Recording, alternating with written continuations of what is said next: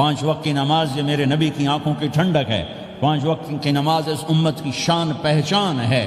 اور اللہ تعالیٰ نے پہلی امتوں پر اتنی بڑی مشقت ڈالی کہ ان کی نماز مسجد کے علاوہ کہیں نہیں ہوتی تھی، مسجد میں ہی ہوتی تھی۔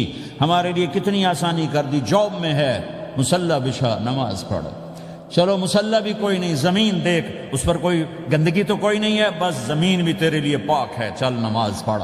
اور آسانی کر دی، پانی کوئی نہیں ہے، کوئی بات نہیں، مٹی میں ہاتھ مار، منہ پہ مل، پھر ایک ہاتھ مار، یوں کر، چل نماز پڑھ، میں تیری قبول کروں گا۔ یہ کسی امت کے ساتھ یہ نہیں ہوا، انہیں وضو ہی کرنا تھا چاہے پانی 50 میل پر موجود ہو۔ اور ہمارے لیے پانی کوئی نہیں ہے، چلو تیمم، مٹی میں ہاتھ ہمارا یوں کیا، پھر ہاتھ ہمارا ایک یوں کیا، ایک یوں کیا، چل بھائی اللہ اکبر قبول۔ عمار بن یاسر رضی اللہ تعالیٰ عنہ سفر میں تھے، ان کو نہانے کی ضرورت ہو گئی، نائٹ فال ہو گیا، تو انہوں نے سوچا کہ ویسے تو آدمی کو وضو کی ضرورت ہوتی ہے تو خالی منہ پہ ہاتھ مارا اور یوں کونیوں تک، لیکن مجھے تو غسل کی ضرورت ہے، تو خالی اس سے تو کافی نہیں ہوگا۔ تو انہوں نے کپڑے اتارے، اکیلے تھے، ریت کے اوپر کبھی یوں لیٹے، کبھی یوں لیٹے، کبھی یوں لیٹے، 3-4 دفعہ یوں اور یوں رول ہوتے ہوتے پھر انہوں نے نماز پڑھی۔ آئے اللہ کے نبی کی بارگاہ میں، یا رسول اللہ مجھے رات کو نہانے کی ضرورت پڑ گئی، تو میں نے کہا وضو کے لیے تو خالی یہ 2 دفعہ کرنا کافی ہے، تو یہ تو نہانا تھا، تو میں تو ریت میں خوب رول ہوتا رہا۔ میرے نبی نے انما یکفیک ضربتان، ارے سیدھے بندے عمار، اس کے لیے بھی اتنا ہی کافی تھا کہ تو یوں کرتا اور یوں کرتا اور تو پاک ہو جاتا۔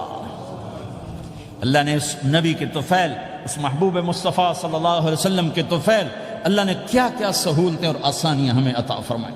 پھر نماز 4 کی 2 رکعت کر دی کہ بھئی تم مسافر ہو 2 پڑھو، روزے میں سفر میں روزہ معاف کر دیا، بعد میں رکھ لینا، بعد میں رکھ لینا، قضا کرنے کو حکم، بالکل چھوڑنے کا نہیں۔ اور کہا کہ بھائی مریض ہو چھوڑ دو، مسافر ہو چھوڑ دو، اور نماز 2 رکعت کر دو، سنتیں چھوڑ دو۔ ابن عمر رضی اللہ تعالیٰ عنہ بیٹھے تھے تو انہوں نے 2 رکعت پڑھ کے بیٹھ گئے، تو ان کے خادم نے کہا سنتیں نفل نہیں پڑھو گے؟ کہا اگر پڑھنا تو 4 فرض پڑھتا میں، میرے اللہ نے معافی دے دی تو میں کیوں پڑھوں؟ میرے نبی نے سفر میں سنتیں نہیں پڑھی کبھی، اپنی امت کو سہولت دینے، فجر کی سنتیں 2 پڑھتے تھے، اس کے علاوہ سنتیں نہیں پڑھی تاکہ میری امت کو سہولت ہو، آسانی ہو۔ ایک دفعہ بارش ہو رہی تھی اور کوئی جگہ نہیں تھی نماز پڑھنے کے لیے، تو آپ نے اپنی اونٹنی کو آگے کیا اور اس پر بیٹھ گئے، بیٹھے ہی تھے، پیچھے صحابہ نے اونٹنیوں پر ہی صفیں بنائیں، اور یہ نماز اونٹنی پہ بیٹھ کر ادا کی گئی بارش کے اندر۔ نماز اونٹنی کے اوپر نماز بھی ہو گئی، رکوع بھی ہو گیا، سجدہ بھی ہو گیا، سلام بھی ہو گیا۔ پہلی امتوں کے لیے نہیں تھا، سجدہ ہی کرنا پڑے گا۔ یہ اللہ کے محبوب مصطفیٰ صلی اللہ تعالی علیہ وسلم کی طفیل، میرے اللہ نے ہم پہ فضل و احسان کیا، تو میرے نبی کی زندگی میں عبادات میں نماز سب سے اعلیٰ نظر آتی ہے، سب سے نمایاں نظر آتی ہے۔ اور پھر بازار میں، گھر میں، دفتر میں، ماحول میں میرے نبی کے اخلاق، یہ زندگی کا دوسرا روشن پہلو ہے۔ میرے نبی کی ساری زندگی 2 لفظوں میں آتی ہے، عبادت اخلاق، عبادت اخلاق، یا 2 اور لفظ، حقوق اللہ حقوق العباد، حقوق اللہ حقوق العباد۔ حقوق اللہ میں نماز سب سے اعلیٰ، اور حقوق العباد میں لوگوں کی برداشت کرنا، لوگوں سے درگزر کرنا، معاف کرنا، جھوٹ سے بچنا، دھوکے سے بچنا۔ میرے نبی سے پوچھا گیا یا رسول اللہ مسلمان کنجوس ہو سکتا ہے؟ ہم نے کہا ہو سکتا ہے۔ یا رسول اللہ مسلمان کمزور ہو سکتا ہے، بزدل ہو سکتا ہے، ڈرپوک ہو سکتا ہے؟ آپ نے کہا ہو سکتا ہے۔ یا رسول اللہ مسلمان جھوٹ بول سکتا ہے؟ آپ نے کہا نہیں، جھوٹ نہیں بول سکتا، جھوٹ نہیں بول سکتا۔ ہاں، الا لعنت اللہ علی الکاذبین، جھوٹوں پہ اللہ کی لعنت۔ اس لعنت کے ساتھ 400 پاؤنڈ بچا لیے، 4000 بچا لیے، 4 ملین بچا لیے، 4 بلین بچا لیے، 4 ٹریلین بچا لیے، ساری دنیا کو بچا لیا، اور اوپر اللہ کی لعنت پڑی تو اللہ کی قسم گھاٹے کا سودا ہے۔ اور سچے ہو گئے، سچ بولا، یہ میں 100 پاؤنڈ کماتا ہوں، لے لو جو لینا ہے اس میں سے، یہ میں 1000 پاؤنڈ کماتا ہوں، لے لو جو لینا ہے، یہ میں 50,000 پاؤنڈ کماتا ہوں، لے لو جو لینا ہے۔ کہ مسلمان کی زبان سے جھوٹ نہیں نکلتا، سچ ہی بولتا ہے۔ آپ تشریف لے جا رہے ہیں، ایک آواز ہے یا رسول اللہ، آپ نے یوں دیکھا، کوئی نظر نہیں آیا، پھر آواز ہے یا رسول اللہ، تو آپ نے دیکھا کہ ہرنی ڈیئر چھوٹی وہ کھڑی ہوئی، رسی میں بندھی، تو آپ نے کہا کیا ہوا؟ کہا جی آپ کا صحابی مجھے پکڑ کے لایا ہے، میرے چھوٹے چھوٹے بچے بھوک سے رو رہے ہوں گے، آپ مجھے چھوڑ دیں، میں بچوں کو دودھ پلا کے واپس آ جاتا، مجھے پتا ہے میرے اللہ کی تقدیر میرے بارے میں کیا ہے۔ تو آپ نے کہا اگر تو واپس نہ آئی تو پھر تو اس نے کہا مجھے اللہ جہنم میں ڈال دے۔ آپ نے اس کی رسی کھول دی، خود وہیں بیٹھ گئے۔ اس نے دوڑ لگائی اور پہاڑوں میں گم ہو گئے۔ تھوڑی دیر کے بعد وہ دوڑتی ہوئی آئی اور آ کے سر یا رسول اللہ میں حاضر ہو گیا۔ تو آپ نے اس کو باندھ کے وہیں آپ بیٹھ گئے نہیں۔ دیر کے بعد وہ صحابی آئے جنہوں نے اس کو شکار کیا تھا، پکڑا تھا، تو کہنے لگے، ان کا یا رسول اللہ آپ یہاں کیسے؟ کہا میں ایک درخواست لے کر آیا ہوں۔ کہا کیا؟ کہ یہ ہرنی مجھے ہدیہ کر دو۔ کہا یا رسول اللہ سب کچھ آپ کا ہے، کہنے بس یہ ہدیہ کر دو۔ یا رسول اللہ حاضر۔ تو آپ نے اس کو لے کر رسی اس کی گردن سے نکالی کہ جا بچی اپنے بچوں کے پاس جا کے خوشی منا، سچ نجات دیتا ہے اور جھوٹ ہلاک کرتا ہے۔ ایک ہرنی جان کی بازی کھیل گئی سچ بولنے کے لیے، تم چند پونڈوں پہ جھوٹ بولتے ہو، ایمان کو برباد کر کے رکھ دیتے ہو۔ مسلمان جھوٹ نہیں بولتا، مسلمان دھوکہ نہیں دیتا، مسلمان کی زبان سے سخت بول نہیں نکلتا، کسی کو بے عزت نہیں کرتا، کسی کو کی بے اکرامی نہیں کرتا، کسی کا دل نہیں توڑتا، کسی کو ذلیل نہیں کرتا، خود سہتا ہے، اوروں کو خوشیاں دیتا ہے، خود دکھ سہتا ہے، اوروں کو راحت دیتا ہے، خود تکلیف سہتا ہے۔ یہ میرے نبی کے اخلاق ہیں، یہ میرے نبی کی زندگی ہے، اور یہ اسلام کا سب سے بڑا چیپٹر ہے، اور سب سے مشکل چیپٹر ہے۔ جب میرے نبی نے لمبی نمازیں پڑھی تو اللہ نے روک دیا کہ میرے حبیب ما انزلنا علیک القرآن لتشقى، اتنی لمبی نماز نہ پڑھ کے تو تھک جائے۔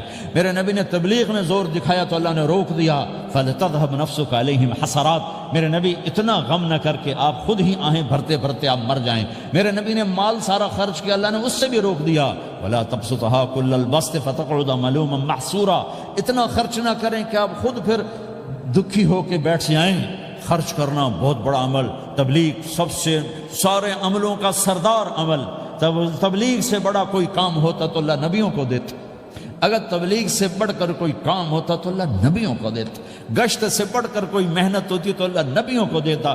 950 سال نوح علیہ السلام گشتی کر رہے ہیں، اور اللہ کی مان لو، اتنا عظیم عمل کا میرے نبی درمیانہ نماز سب سے بڑی عبادت، میرے نبی درمیانہ کام۔ لیکن جب میرے نبی نے اخلاق اچھے کیے، دشمن کو معاف کرنا، تو ایک آدمی آپ سوئے ہوئے تھے، آپ کی تلوار لٹکی تھی، ایک آدمی آیا، اس نے آپ کی تلوار اتاری اور یوں ہماری پسلی میں، آپ اٹھ کے بیٹھ گئے۔ اب وہ قتل کے ارادے کے لیے آ چکا ہے اور تلوار یہاں ہے، کہتا من یمنعک منی، اب بول تمہیں کون بچائے گا؟ تو آپ نے مسکراتے ہوئے کہا اللہ، تو اس کے ہاتھ سے تلوار گر پڑی، تو آپ نے اٹھا لی، آپ نے یوں سیدھی کی، اب تو بچا، تجھے کون بچائے گا؟ وہ کہنے لگا مجھے تو ہی بچائے گا۔ وہ تو اللہ کو جانتا نہیں تھا، کہا بابا مجھے تو ہی بچائے گا۔ تو آپ کہتے ہیں اس کا سر اڑا دو، یہ نبی کو قتل کرنے آیا ہے۔ میرے نبی نے فرمایا کلمہ پڑھتے ہو؟ کہا نہیں پڑھتا۔ کہا جاؤ معاف کیا۔ یہ میرے نبی کے اخلاق ہیں۔ 20 سال جنہوں نے قتل کے منصوبے بنائے، قتل کے منصوبے، مکہ والے، جب آپ مکہ میں فاتحانہ داخل ہوئے، ابو سفیان سب سے زیادہ آپ کو دکھ پہنچانے والوں میں پیش تو آپ نے ابو سفیان کو عزت دی۔ جو ابو سفیان کے گھر میں داخل ہوگا اس کو کچھ نہیں کہا جائے گا۔ آپ تو ابو سفیان کو بلا کے سولی پہ لٹکاتے، اور آپ کہہ رہے ہیں جو ابو سفیان کے گھر میں جائے گا اسے کچھ نہیں کہا جائے گا، جو بیت اللہ میں ہوگا اسے کچھ نہیں کہا جائے گا۔ سارا مکہ سامنے، آپ یوں بیت اللہ کا دروازے پر یوں دونوں ہاتھ ایسے ٹکا کے کھڑے تھے۔ پھر آپ نے کہا میں کیا کروں گا اب تمہارے ساتھ؟ تو سہیل بن عمر نے کہا آپ کریم ہیں، کریم کے بیٹے ہیں۔ تو آپ نے کہا جاؤ میں نے معاف کیا۔ یہ اخلاق آج مٹ چکے ہیں، مردوں سے، عورتوں سے، علم والوں سے، خانقاہ والوں سے، تبلیغ والوں سے، سب زیرو ہوئے پڑے ہیں۔ جب تک یہ اخلاق زندہ نہیں ہوتے اسلامی زندگی قائم نہیں ہو سکتی، اسلامی معاشرت قائم نہیں ہو سکتی۔ اور دین دو چیزوں سے آگے پھیلتا ہے، ایک دعوت اور ایک اخلاق۔ دعوت اور اخلاق۔ دعوت نہیں ہوگی تو اخلاق وہیں پڑے رہ جائیں گے، اخلاق نہیں ہوں گے تو دعوت کوئی قبول نہیں کرے گا۔ میرے نبی نے کتنے معجزے دکھائے مکے میں، نہیں کلمہ پڑھا۔ بدر میں ان کے 70 مارے گئے، فرشتوں کو دیکھا، جبریل کے گھوڑے کی آواز سنی، کلمہ نہیں پڑھا۔ خندق میں شکست ہوئی، کلمہ نہیں پڑھا۔ پانی نکلتے دیکھا انگلیوں سے، کلمہ نہیں پڑھا۔ ایک بکرے کا ایک بازو پکایا، ایک بازو بکرے کا، ایک اگلا جو بازو ہوتا، اور 40 آدمیوں نے کھانا کھایا اور ایک بوٹی کم نہیں ہوئی، کلمہ نہیں پڑھا۔ لیکن جب میرے نبی نے کہا جاؤ معاف کیا تو سارے ہی کلمہ پڑ گئے کہ واقعہ یہ اخلاق نبی کے ہو سکتے۔ حنین کی جنگ میں جب بھاگے لوگ، شکست ہوئی، تو ایک صحابی کا بھاگتے ہوئے پاؤں ہمارے نبی کا پاؤں پر آیا، اور جوتا سخت تھا، تو آپ نے کہا اوجعتنی، اور آپ کے ہاتھ میں چھڑی تھی، آپ نے اس کو یوں ماری، اوجعتنی، ارے تو نے مجھے کتنا زیادہ درد پہنچایا، دکھ پہنچایا۔ وہ بیچارے پگھل کے رہ گئے اور پریشان ہو گئے، اور فرماتے ہیں سارا دن میں پریشان، ساری رات پریشان کہ اللہ کے نبی کو میں نے تکلیف پہنچائی، اب میرا کیا بنے گا۔ اگلا دن ہوا تو اعلان ہو رہا تھا بھائی جس کا پاؤں نبی کے پاؤں پہ آیا تھا اس کو اللہ کے نبی بلا رہے ہیں۔ تو صحابی کہنے لگے میں نے سمجھا بس اب میری تو دنیا بھی گئی اور آخرت بھی گئی، اب میرے اوپر کیس بنے گا اور مجھے ڈانٹ ڈپٹ بھی ہوگی، میرا کتنا بڑا گھاٹا نقصان ہوگا۔ یہ حاضر ہوئے ڈرتے ڈرتے، تو آپ نے فرمایا میرے بھائی کل میں نے تمہیں چھڑی ماری تھی، وہ مجھے معاف کر دینا، اور یہ 80 اونٹ تمہیں ہدیہ دیتا ہوں، 80 کیملز یعنی 80 پراڈو، 80 رینج روور کا یہ میری طرف سے تمہیں ہدیہ ہے۔ وہ حیران پریشان، یہ میرے نبی کے اخلاق ہیں، یہ میرے نبی کے اخلاق ہیں۔ کانٹے بچھانے والی نے 4 دن آنا چھوڑ دیا، بیمار ہو گئی تھی، تو ہم نے اب کیا بات ہے، وہ ہمارے راستے میں اب کانٹے کوئی نہیں ہے، کہا جی وہ بیمار پڑی ہے جو کانٹے بچھاتے تھے، تو آپ اس کے گھر چلے گئے، ماں جی خیریت تو ہے، اب ٹھیک تو ہیں، کہا بیٹا مجھے کلمہ پڑھا دے، بس تیرے اخلاق نے مجھے فتح کر لیا ہے۔ میرے بھائیوں یہ چیپٹر بھول چکے ہیں، بھول چکے ہیں، بھول چکے ہیں۔ جب تک یہ چیپٹر زندہ نہیں ہوگا زندگی اسلامی نہیں بنے گی، معاشرہ اسلامی نہیں بنے گا، اور آگے قوموں کے لیے اسلام کا دروازہ نہیں کھلے گا۔ ہمیں معاف کرنا آتا ہو، ہمیں گالی دینے والے کو دعا دینا آتا ہو، غیبت کرنے والے کی تعریف آتی ہو، اور غیبت کرنے سے، غیبت سننے سے اپنے آپ کو ایسے بچاؤ جیسے زہر سے بچاتے ہو، اسے آگ سے بچاتے ہو۔ ایک دوسرے کو نفرت کا بول نہ بولو ورنہ ساری زندگی تباہ و برباد ہو جائے گی۔ میرے رب کی قسم، میرے نبی نے کہا ایک زبان کا بول انسان بولتا ہے اور جہنم کی گہرائیوں میں گر جاتا ہے، اور ایک زبان کا بول انسان بولتا ہے اور جنت کے درجات پر چڑھ جاتا ہے۔ یہ زبان بہت طاقتور چیز ہے، میں ہر بیان میں اس کو دہرا رہا ہوں کہ جتنا یہ عمل ختم ہو چکا ہے اتنا کوئی عمل بھی نہیں ختم ہوا ہے۔ اور ایک صحابی ہیں ابو دجانہ۔ کون ابو دجانہ؟ السابقون الاولون من المہاجرین والانصار، اس میں پہلی صف کے صحابہ۔ کون ابو دجانہ؟ جب آپ حج پر گئے تو اپنی جگہ مدینے کا امیر ابو دجانہ کو بنایا۔ ابو دجانہ حج میں شریک نہیں ہوئے کہ آپ نے اپنی جگہ ان کو اپنا نائب بنا کے وہاں کھڑا فرمایا ابو دجانہ میری جگہ پر مدینے کا امیر ہے، یہ وہ ابو دجانہ ہیں۔ کون ابو دجانہ؟ جو جنگ بدر سے لے کر آخری حج تک ہر سفر میں شریک ہیں، ہر سفر میں شریک ہیں۔ ان کی ایک بات میں بتانا چاہتا ہوں، پہلے تھوڑی سی ان کی ہسٹری بتانا چاہتا ہوں۔ کون ابو دجانہ؟ احد کی جنگ میں آپ نے تلوار اٹھائی، کہ اس تلوار کو کون لے گا؟ کئی صحابہ کھڑے ہو گئے۔ آپ نے کہا اس تلوار کا حق کون ادا کرے گا؟ سارے بیٹھ گئے، 3 آدمی کھڑے رہے، ایک زبیر بن عوام، ایک عمر بن خطاب، ایک ابو دجانہ۔ ان کا نام ہے سماک بن خرشنہ، سماک بن خرشنہ ان کا نام ابو دجانہ سے مشہور ہے۔ تو آپ نے تلوار نہ عمر کو دی، نہ زبیر کو دی، ابو دجانہ کو دی۔ تو عمر رضی اللہ عنہ نے تو محسوس نہیں کیا، حضرت زبیر نے محسوس کیا کہ اس کو کیوں دی، مجھے کیوں نہیں دی؟ میں مہاجرین میں سے ہوں، میں پھوپھی کا بیٹا ہوں، میں اس سے دلیری میں کم نہیں ہوں۔ بلکہ حضرت زبیر کی دلیری کی تو دھک تھی، جدھر سلوار چلتی تھی کاٹتی چلی جاتی تھی، کہنے کہ میں دیکھوں گا یہ کیا کرتا ہے۔ تو ابو دجانہ کے پیچھے پیچھے زبیر ہو لیے۔ تو ابو دجانہ نے جو حملہ کیا تو 3000 کا لشکر تھا، اس کو چیر کے پار نکل کے، پورے لشکر کو کاٹ کے پار نکل کے، اور آگے عورتیں کھڑی تھیں جو مکے کے لشکر کو تیار کر رہی تھیں۔ نحن بنات طارقی نمشی علی النمارقی مشی القتل بوارقی المسک فی المخالقی المسک فی المفارقی والدر فی المخالقی ان تقبلوا نعانقی وتدبروا نفارقی فراق غیر وامقی۔ یہ گانا گا رہی تھیں اور ان کو تیار کر رہی تھیں۔ تو جب ابو دجانہ کی تلوار نظر آئی تو سب بھاگی، ہندا پکڑی گئی، تو آپ نے یوں اپنی تلوار ہندا کے سر پر رکھی، انہوں نے چیخ ماری، تلوار ہٹا لی۔ تو زبیر پیچھے پیچھے کہ کیا کیا ہے؟ جنگ میں اگر کوئی عورت حصہ لے اسے مارنا جائز ہے، ویسے جائز نہیں ہے، عورت کو، بچے کو، بوڑھے کو ہاتھ لگانا جائز نہیں ہے۔ تو انہوں نے کہا تلوار کیوں نہیں چلائی؟ کہا میرے محبوب کی تلوار ہے، عورت کے خون سے رنگین کر کے اس کی شان نہیں گھٹانا چاہتا، یہ میرے نبی کی تلوار۔ پھر واپس ہوئے، پھر اٹیک کیا اور پھر مجمع کو چیر دیا۔ سامنے ایک آدمی آ رہا تھا ہاتھی کی طرح، اتنا لمبا موٹا تازہ، تو زبیر کہنے لگے میرے جی میں آیا کبھی اس کی ٹکر ہونا پھر میں دیکھوں ابو دجانہ کیا چیز ہے۔ تو اللہ کا کرنا ایسا ہوا ابو دجانہ دونوں آمنے سامنے ہو گئے، تو وہ ایسے شاہ سوار تھے کہ دونوں طرف کے لشکر ذرا تھم گئے اور وہ دونوں بھڑ گئے۔ ابو دجانہ کے اپنے جوہر، اس پہلوان کے اپنے جوہر، غبار اٹھا، مٹی اٹھی، اور اس کی اپنی طاقت، ان کی اپنی طاقت، انہوں نے ابو دجانہ کو اس نے زخمی کر دیا۔ ابو دجانہ نے جو جوش میں آ کے ماری تلوار، اس کو لگی یہاں، تو اتنی طاقت سے لگی کہ اس کے نیچے اتر کر 2 ٹکڑوں میں تقسیم کر دی۔ یوں ماری تو ایک حصہ ادھر، ایک حصہ، پھر یوں دیکھا اور اپنے چہرے سے لوہے کی ٹوپی اتاری، وما ترى انا ابو دجانہ، کیا دیکھ رہے ہو؟ میں ہوں ابو دجانہ، تلوار صحیح لی ہے میں نے، غلط نہیں لی۔ یہ ابو دجانہ ہیں۔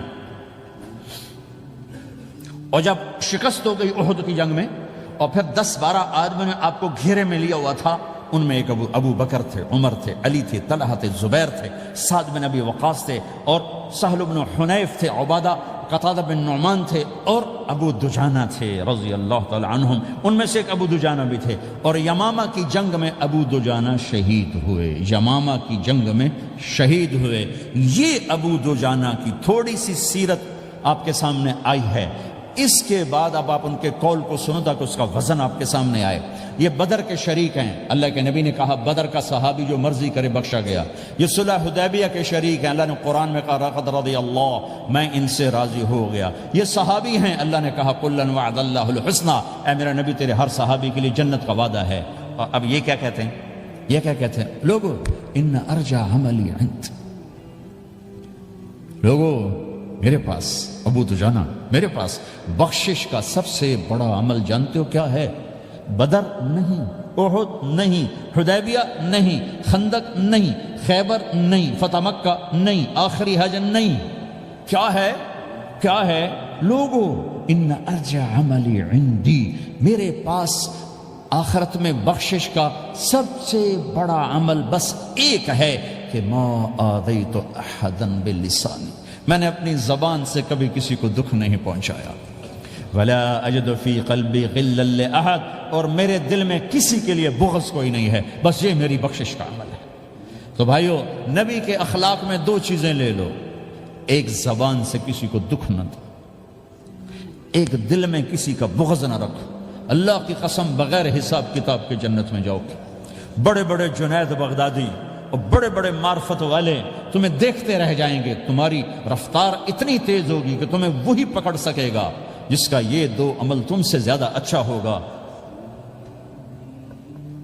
جس روڈ پہ رش ہوتا آپ وہاں سے گاڑی ہٹا لیتے ہو، ادھر نہیں جانا، ادھر رش ہے، وہ سائن وغیرہ آپ کو آ جاتے ہیں کہ ادھر بلاک ہے، ادھر نہیں جانا، ادھر جانا ہے۔ تو جہاں روڈ پہ رش ہوتا ہے تو قیمتی سے قیمتی گاڑی کی رفتار بھی آہستہ ہو جاتی ہے، اور جہاں روڈ خالی ہوتا ہے تو پرانی گاڑی بھی بھاگے جا رہی ہوتی۔ ہمارے یہاں پرانی گاڑی ہوتی ہے نا، پرانی بسوں کے پیچھے لکھا ہوتا ہے نہ انجن کی خوبی نہ ڈرائیور کا کمال، خدا کے سہارے چلی جا رہی ہے۔